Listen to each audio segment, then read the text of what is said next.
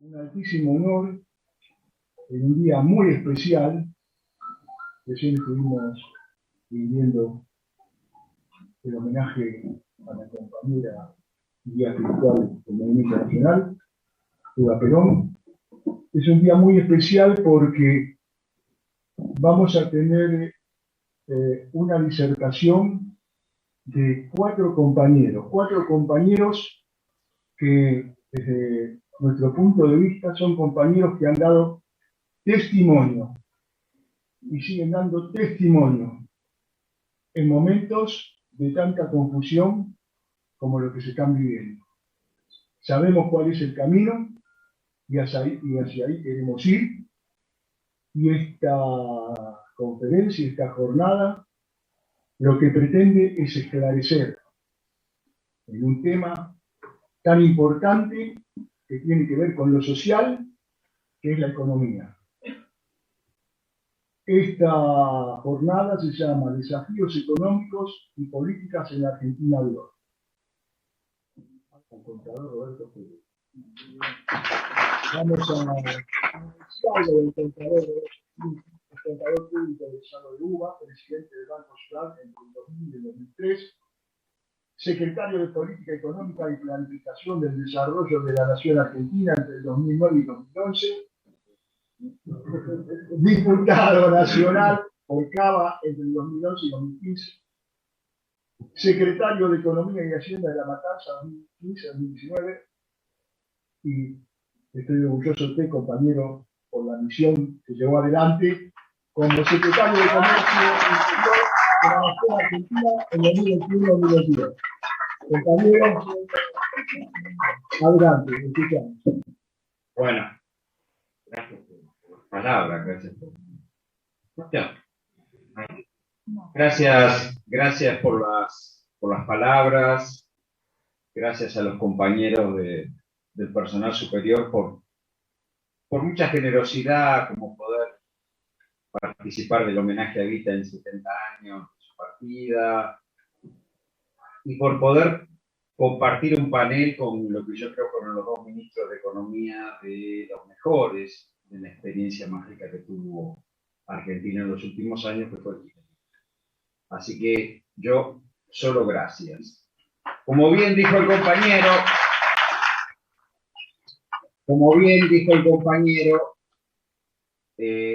uno fue secretario de Comercio y tiene que hablar de su gestión. Porque yo podría decir todas las cosas que íbamos a hacer, que habría que hacer, y terminaría quedando como un chanta, porque ¿por qué no la hizo cuando estuvo? Entonces, no me queda más remedio. Yo por supuesto, voy a hablar de algunas cuestiones, algunas que comparto con Felisa.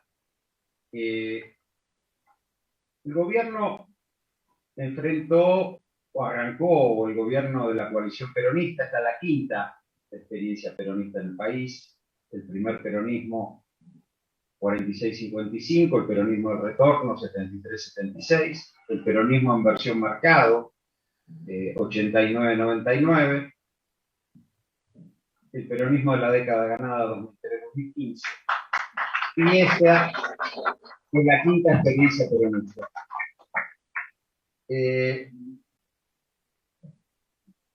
No la tuvo fácil, Hay tres factores potentes. Uno endógeno, que es la herencia amarilla, que fundamentalmente se focaliza en el endeudamiento, el sobreendeudamiento del Estado, el mecanismo que tiene la oligarquía para arrebatarle a un gobierno popular la herramienta que es el Estado, es endeudarlo, quebrarlo.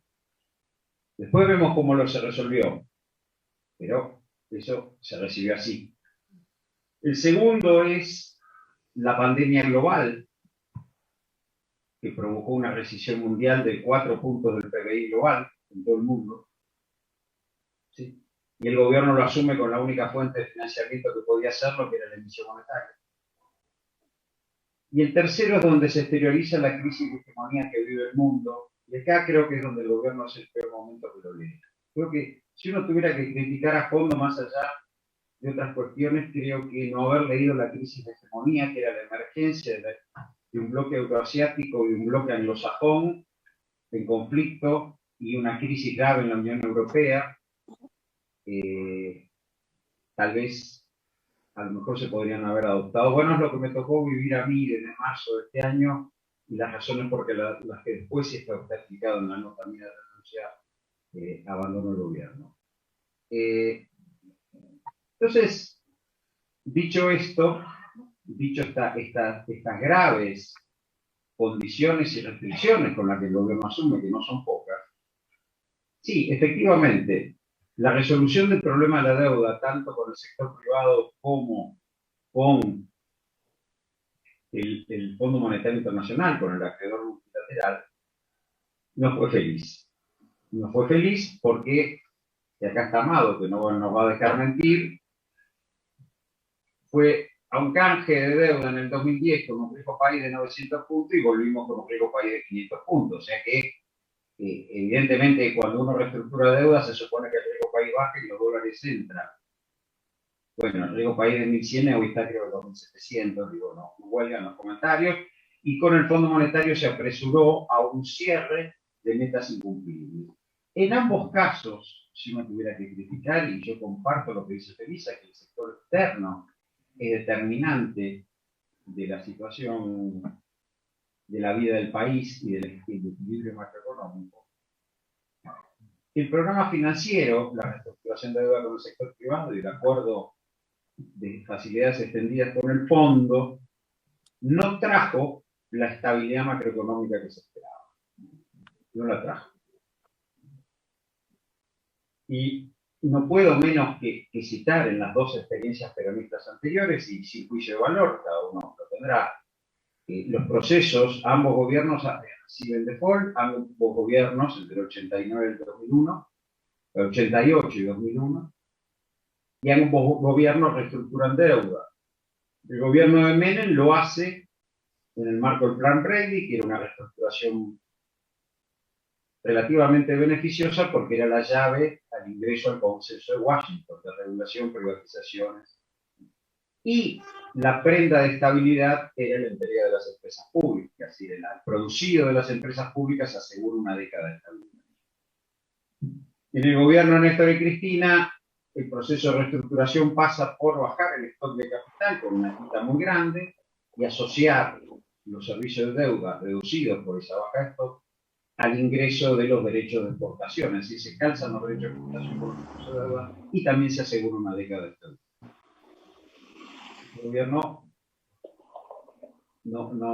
ese tránsito, yo cité una por el libre mercado y otra por la regulación pura y dura. En ambos casos se asegura una década de equilibrio. Bueno, este proceso de reestructuración de deuda hacia el programa financiero define estas cuestiones, no es que sea un tema menor.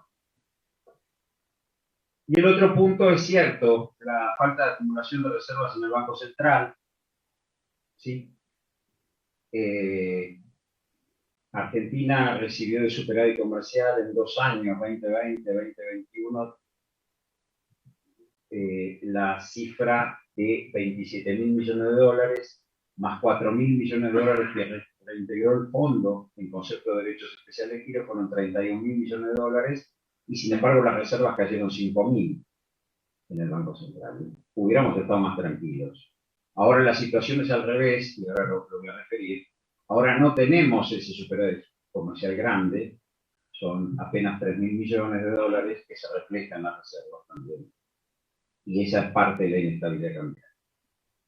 Es decir, la economía no se equilibra, no quiere decir que no tenga que haber un programa monetario y fiscal con un sendero razonable, pero ese programa monetario y fiscal puede ser más laxo si hay muchos dólares en el Banco Central. ¿Sí? Y ahora vamos a la micro, que es la que me tocó a mí. ¿Cómo se administra una microeconomía en una macro desequilibrada? ¿Sí?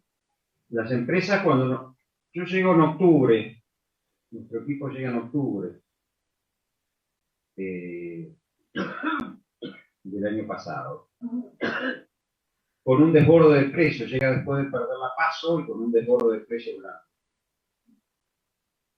donde obviamente el proceso de concentración económica hace que las empresas prioricen precio por cantidad. es ajustar por precio hasta donde me da la rentabilidad máxima y producir lo necesario para ese mercado. Bueno, nosotros arrancamos con un congelamiento de los consumos, eran 1.600 productos de los consumos más facturados por los supermercados, como forma de consolidar una canasta y anclarla por 3 meses para ordenar. ¿Sí? Los productos de góndola quedaba fuera de la discusión de la carne, una discusión luego de frutas y verduras. Muy bien. Esa fue la política de precio de arranque, consolidar una canasta y sentarse y asegurar la canasta, asegurar el cubo, asegurar la cantidad, ganen por cantidad, expandan producción, porque todos me decían va a haber desabastecimiento. Bueno, en los 3 meses de congelamiento no lo hubo, no lo hubo. La canasta se mantuvo y se consolidó entre principios de octubre y principios de enero. Entonces uno quiere poner la política de precios, uno pensaba que podía impactar favorablemente en la indigencia. ¿Por qué? Porque consolidaba una canasta de mayor facturación. Recordemos que en ese momento el promedio en precios cuidados sobre la facturación de los super era del 12%, llegó al 21%. Es decir, buena parte de lo que facturaban era eso. Y entonces uno dice, bueno, a ver la política de precios, ¿cómo jugó con la distribución del ingreso? ¿No? ¿Para qué hace una política de precios uno y contener precios si no lo relaciona con el ingreso popular? Bueno, el cuarto trimestre del 2021, cuando regió esa canasta y un congelamiento duro, fue hasta ahora conocido el mejor índice o coeficiente Gini de todo el ciclo de gobierno, que fue 0,41. Ustedes saben que el coeficiente Gini, sí, no sé si fui yo, pero por lo menos no lo empeoramos. Por lo menos, lo primero que tuvimos que ver era ver cómo jugaba la distribución del ingreso en una política de precios, porque eso es lo que mide la gestión de uno. Yo soporté nada comparado con lo que soportaron ellos dos. No lo quiero nombrar. No. Pero tapas y tapas de Clarín, el fracaso de la política de precios, el fracaso de la política de precios, mejoró la distribución de ingresos. Sí, el gobierno arrancó con usted sabe que el coeficiente de Gini, cuanto más se aproxima a 1, más desigual, cuando más se aproxima a 0, más igualdad. El gobierno arrancó con un 0,44 de coeficiente de Gini, el primer trimestre del 2020, se mantuvo, subió un poco, 0,45, después con el congelamiento de la pandemia también, ahí es bueno destacar que baja un poco. Y se mantiene subiendo los 3 primeros trimestres del 2021 en 0,44, 0,44 y baja 0,41 el tercer trimestre. Y cuando uno abre un poco y mira un poco más, el ingreso per cápita familiar, calculado por un promedio, entre el decil más rico y el decil menos rico era 13 veces el ingreso per cápita familiar. El último trimestre del 2021 era 13 veces a 1. El cuarto trimestre del 2020 era 18 veces esa cifra, es decir, había bajado 5 veces. Se había achicado la brecha. Y la indigencia había retrocedido del 10,7 del primer semestre del 2021 al 8,2. Es decir, que una política de precios de regulación, y no digo que esta fuera la mejor, tampoco crean que una política de precios de regulación incide inmediatamente favorable a la distribución de ingresos. No en vano, hubo enormes presiones del Fondo Monetario Internacional, con el equipo económico de ese momento, bueno, tuvimos que sentar con Julie Kozak y con Luis Juvedú, discutiendo el tema, que querían que se saliera del congelamiento, que se fuera un acuerdo. Y luego dos CEOs de multinacionales importantes, una de alimentos, ¿no? Una productora y otra comercializadora, me llamaron para decirme que los funcionarios del fondo los habían llamado y entrevistado a ver si yo los apretaba con el tema de precios. No, eso es cierto, esto es. No voy a decir quiénes. Por lo menos la inicial. No lo voy a decir porque tuvieron la gentileza de avisar. Quiero decir que las políticas de regulación de precios, ¿sí?, son importantes. Y que las políticas de regulación de precios abren discusiones al interior del poder económico profundas. Porque había empresas que acompañaban y había cadenas de comercialización que acompañaban esta política. La política de canasta, que llamamos nosotros. Luego esa política de canasta se extendió a lo que llamamos fresco, la carne, frutas y verduras.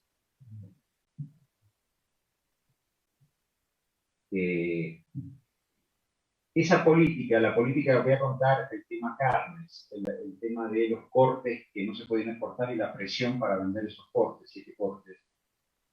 Digo datos de los que nos tocó vivir. Fin del año pasado, nosotros íbamos a sostener la oferta durante 3 días previos a la Navidad, a la Nochebuena, y 3 días previos al 31 de Año Nuevo. En ese periodo, se vendieron 7 millones de kilos de carne. En 6 días. Más de 1 millón, o sea, más de 1 tonelada por día. Fíjense la demanda sobre el tema precios y las fiestas, el impacto. Si había una necesidad. Como dice Rosencrantz, no debiera haber un derecho, pero como no, conmemoramos la partida de vista donde hay una necesidad y un derecho. Pero, digo, no es cierto que las regulaciones, no mejoran el ingreso. Bien, ¿qué pasó después? Bueno, después tuvimos enero y febrero, presión de estacionalidad, fruta y verdura. Ahí se elaboró una canasta de frutas y verduras. Creo que me está escuchando por Zoom Sofía de la Villa, le agradezco porque ella hizo la canasta y la negoció con los supermercados. Lástima que no pudo venir, pero bueno. Fue un trabajo en ese momento importante. Si uno mira la inflación núcleo, si la inflación sin estacionalidad, sin el tomate, la lechuga y la fruta, de enero y febrero, es más baja que la de enero y febrero del 2021. Es decir, la inflación había empezado a detenerse un poco. No tampoco tanto, que uno la proyectaba iba a dar entre 45 y 48. Tampoco es que estamos para tirar manteca al techo, pero estaba ahí. Estábamos por debajo del 50. Vino la guerra.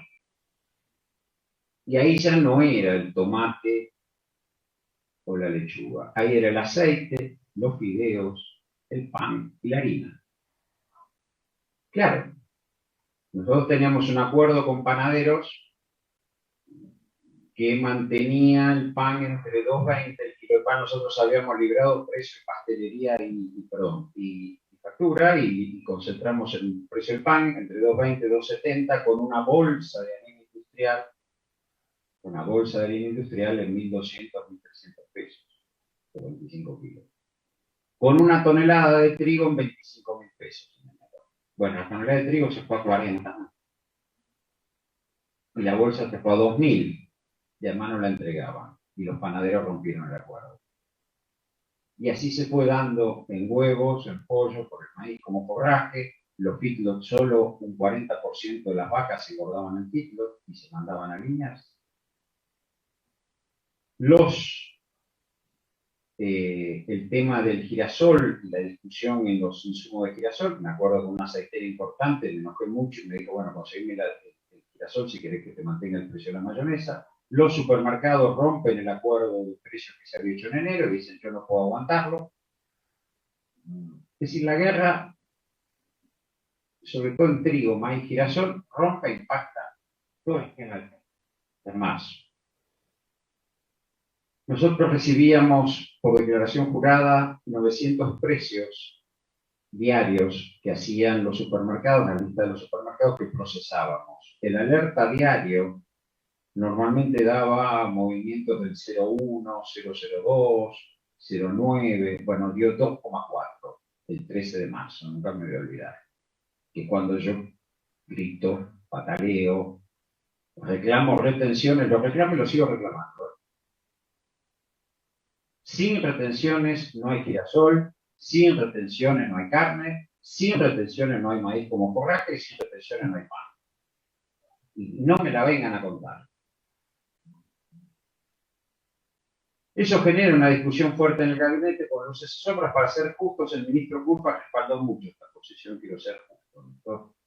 Fue de los que se posicionó correctamente en esta discusión. No hacía agricultura y Guzmán flotaba. Es cuando el presidente declara la guerra a la inflación. Un momento muy difícil ese, porque se iba todo de las manos, se rompían todos los acuerdos, toda la política de precios empezaba a desestructurarse. Bueno, ahí avanzamos con, en medio de no pocas discusiones, la política de los fideicomisos, que era aplicar fondos para subsidiar el precio interno, es decir, la brecha entre el precio internacional y el precio interno del producto era subsidiada con esos fondos. Se armaron de apuro, estaba armado un fideicomiso de aceite de girasol, fideicomiso aceitero y aceite mezcla, donde la brecha era tan grande se quiso poner a los exportadores más plata en ese fideicomiso. Se armó otro de apuro para los fideos y la harina,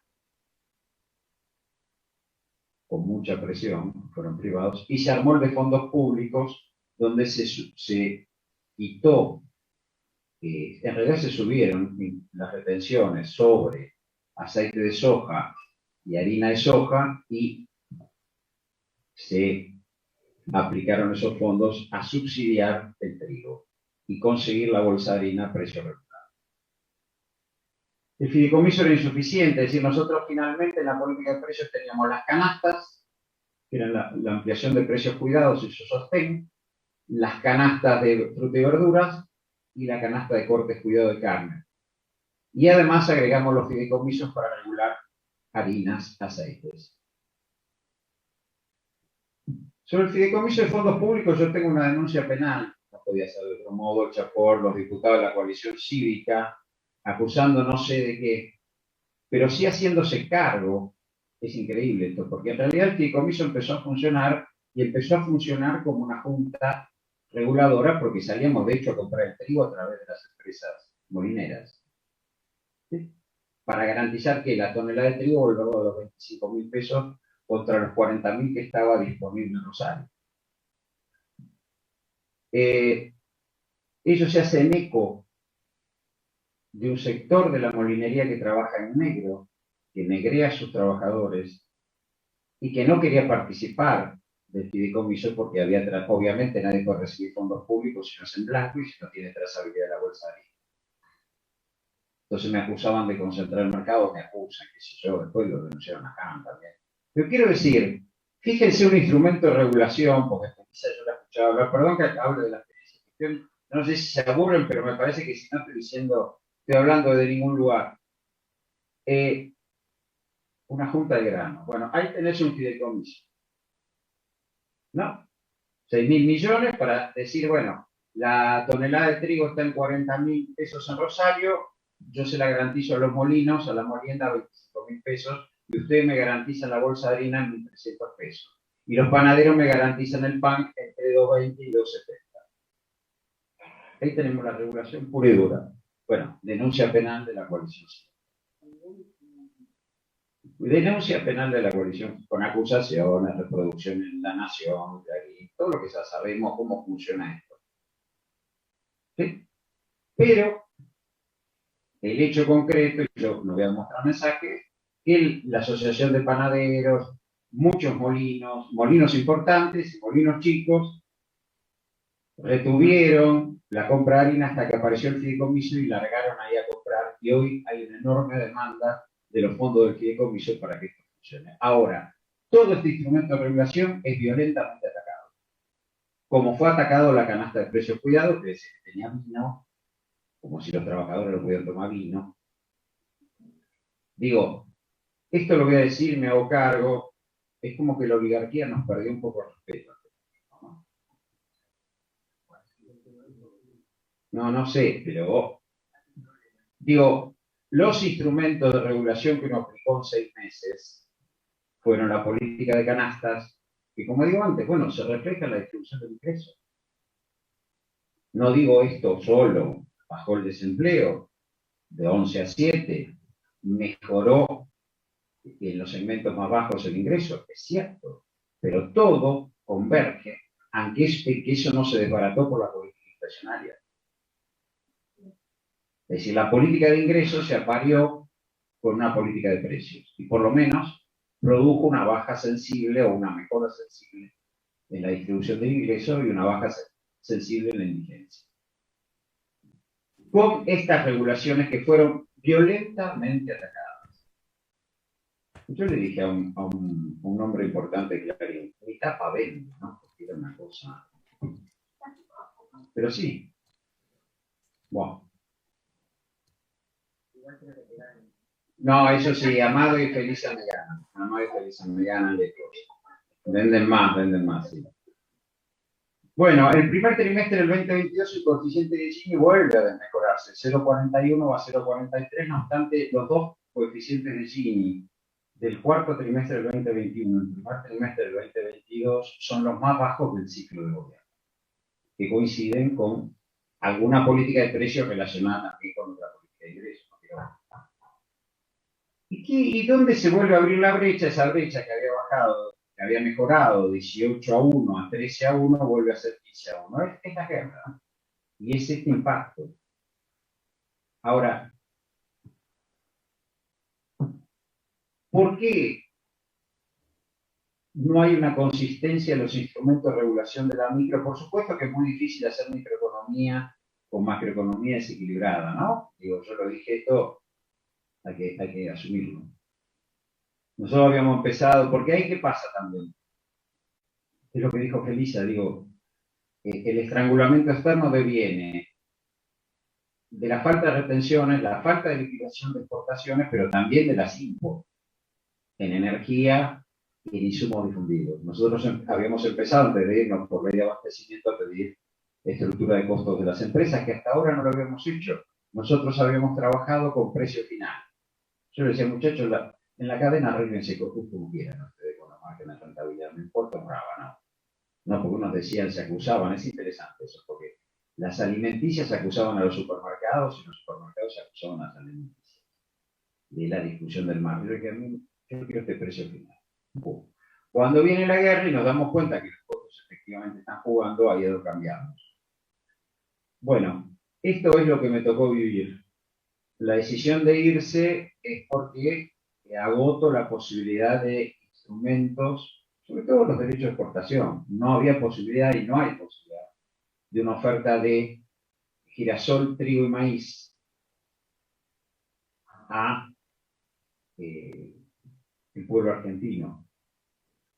A los gritos, con un representante de las aceiteras le dije, claro, no soy como Guillermo también, por lo menos, pero uno también gritaba.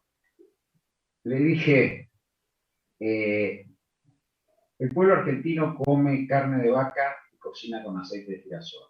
Si ustedes quieren que se alimente a base de aceite y cocinar con aceite de soja y comer carne de cerdo, lo cual no desprecio, se alimenten. Bueno, díganselo como política empresaria, díganle al pueblo argentino. Un importante empresario de la carne me dijo, bueno, la dieta de los argentinos es de excelencia. Y van por la dieta, ¿eh? Ojo, van por la canasta. No es un tema en discusión. Una de las lógicas del peronismo, una de las de los grandes triunfos del peronismo fue efectivamente que los trabajadores, con su salario, y trabajando, me refiero, los sectores de ingresos medios, medio bajos, comerciantes, pudieran comer lo que quisieran dentro de una gama de productos, carne, fruta, verdura. Bueno, hoy hay quienes lo ponen en discusión. Y cuando se puso, y ahí sí es mi conflicto con el gobierno, cuando se puso en discusión, insisto, frutas y verduras era una discusión de estacionalidad, era una discusión que le íbamos a controlar con las canastas, como habíamos logrado con los cortes equilibrar el tema de la carne. Pero cuando van golpeando contra todos los insumos, leche, carne, trigo, aceite, ahí es donde mi discusión con el gobierno entra. Yo lo digo en la carta que me voy, no quiero hacer ninguna mención de nada.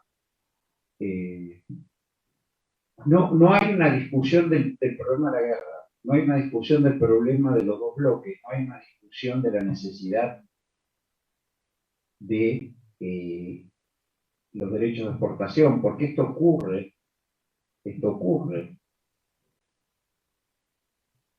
en un contexto de suba de precios internacionales. Minería, como señalaba Felisa, producción agropecuaria, energía, están al alza. Es decir, que podría, con una regulación estatal, desacoplar y protegernos del impacto de la crisis económica.